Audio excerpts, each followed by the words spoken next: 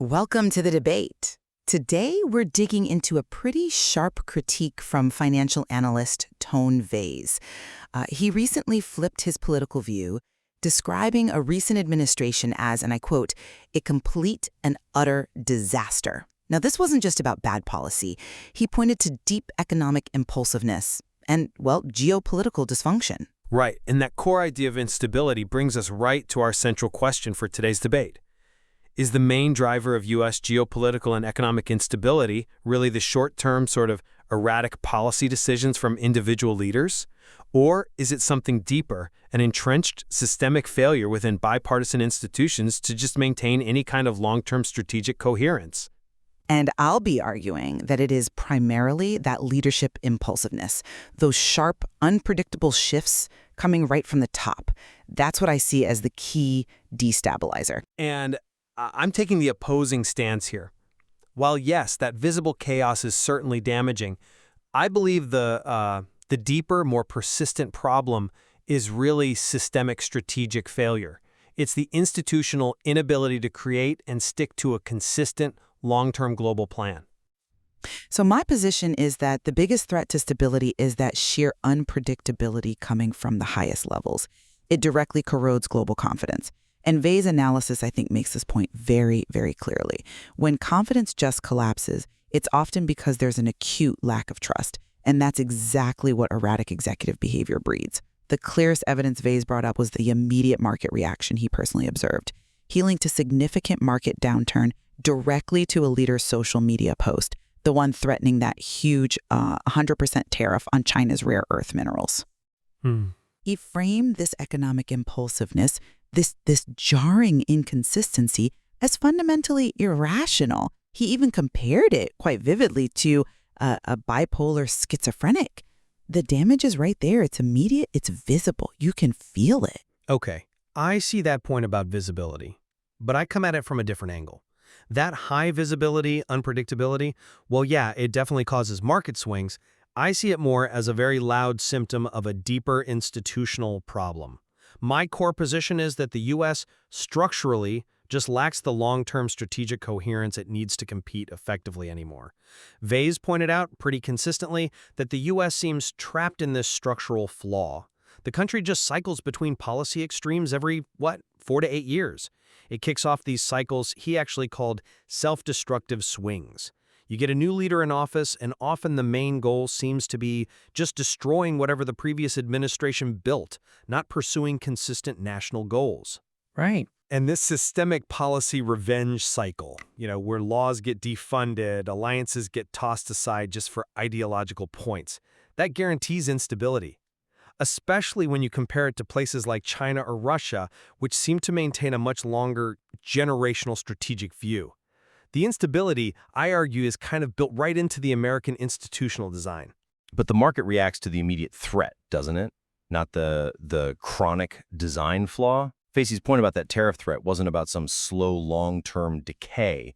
It was about the immediate seismic shock of a policy reversal driven purely by personal impulse. That sudden shift is what damaged investor confidence. And crucially, it alienated potential partners like India, pushing them maybe closer to China because the U.S. suddenly looked like an unreliable bet. It's the immediate personal policy flip that really does the damage. I'm sorry, but I just don't quite buy that the impulse is the root cause when the underlying structure provides the very tools and the context for that impulse to even matter so much. The deeper issue Vays seemed to illuminate is the sheer continuity of interventionism right across different administrations. He detailed pretty meticulously this systemic failure to reform the covert foreign policy machine. He brought up evidence like the orchestrated regime change in Nepal and the pervasive use of the U.S. Agency for International Development, USAID, which he basically argued functions as a sort of covert arm of the CIA. Now, for people who follow this closely, that connection isn't shocking, right? Soft power tools often get co-opted, which lends weight to Vays' point about institutional inertia. He even observed that under a recent administration, efforts towards transparency around groups like USAID were allegedly just shut down. So these operations went deeper, underground, instead of being reformed or dismantled. This systemic refusal to change interventionist practices, that institutional inertia, that's what guarantees geopolitical chaos, regardless of whether the president is tweeting about tariffs or not. The policy machinery is already there.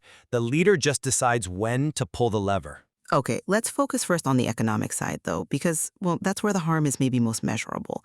My argument really centers on the immediate, tangible damage from volatility and the breakdown of trust. We have empirical data showing that certain leader statements on tariffs have historically caused immediate market dips. That threat of a 100% rare earth mineral tariff, it directly hits investor confidence because it's an outlandish threat, made seemingly without consultation or any real strategic planning. The market prices in predictability. Impulsivity just wipes that premium right out. That's a compelling point about volatility, definitely. But I would frame the damage quite differently. Volatility is bad, yes, but the structural damage of self-isolation, that's far more significant and much longer lasting. Vays's analysis actually contends that these tariffs and sanctions, over the long haul, hurt the U.S. more than they hurt adversaries like China. Why?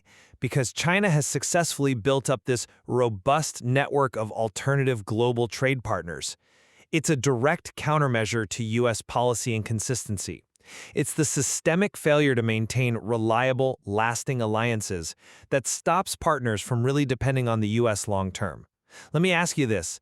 If markets are already effectively pricing in political chaos every 4 years, which they arguably must be, given that policy revenge cycle you mentioned, is the marginal instability caused by one impulsive tweet really the root source of strategic decline?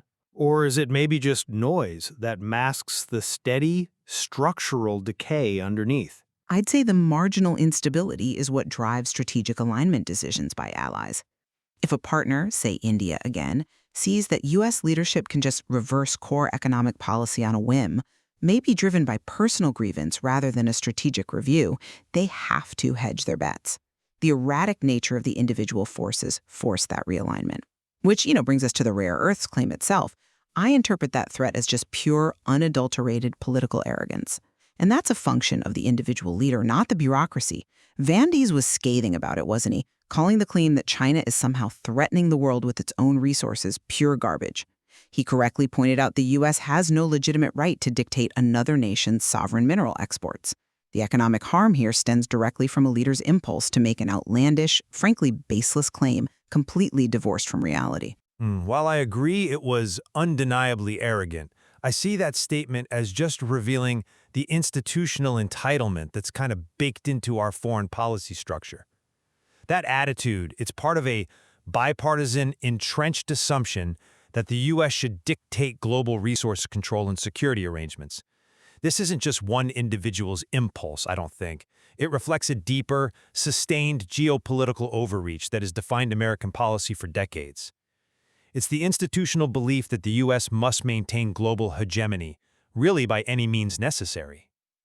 The impulse to threaten a 100% tariff is maybe just the visible tip of a much larger iceberg of structural control efforts. But if the structure is the real problem, why does Baez spend so much time analyzing the inconsistency in the policy reversals of that specific leader? The visible political chaos is the failure in that sense. Because the leader makes the structural incoherence impossible for the world to ignore. The core structural failure is that policy revenge cycle. I have to bring back the point that the U.S. flips between policy extremes every 4 to 8 years.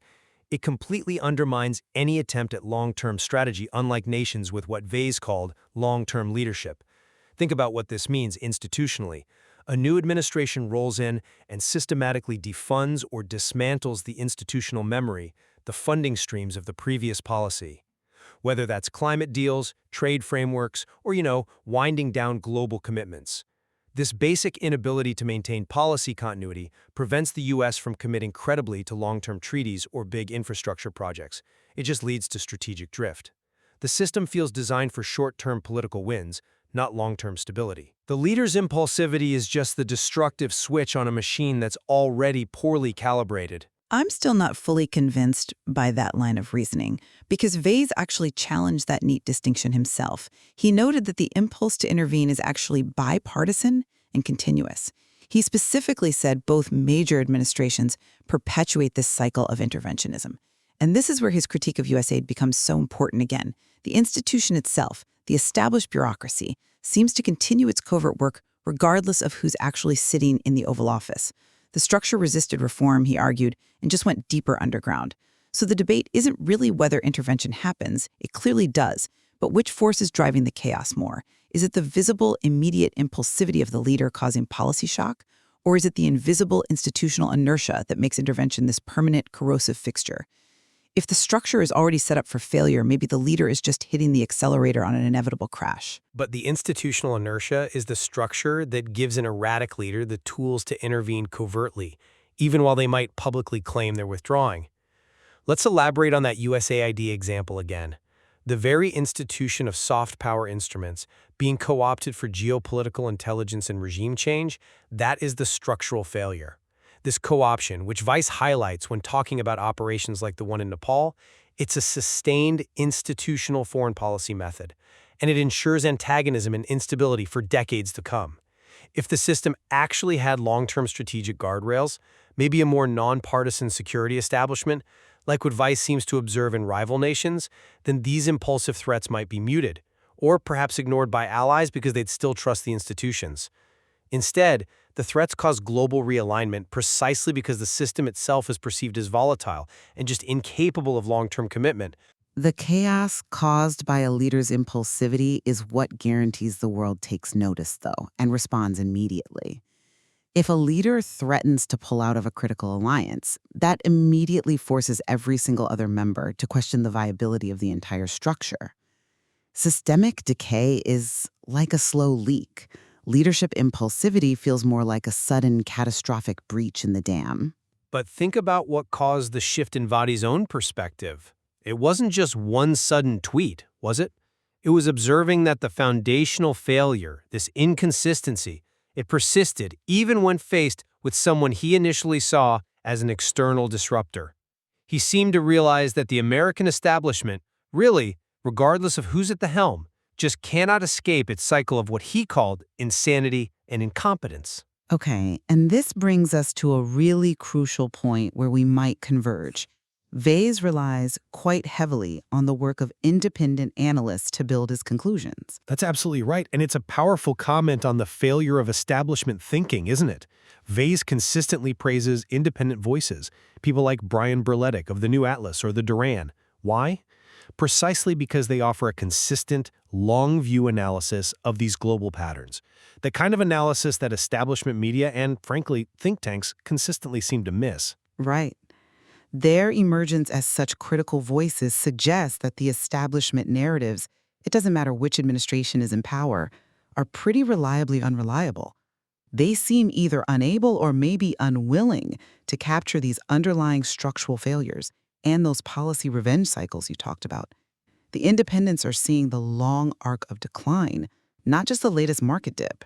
The very fact that analysts have to step outside the established consensus to find consistent truth, well, it speaks volumes about the level of institutional self-deception maybe operating in Washington right now.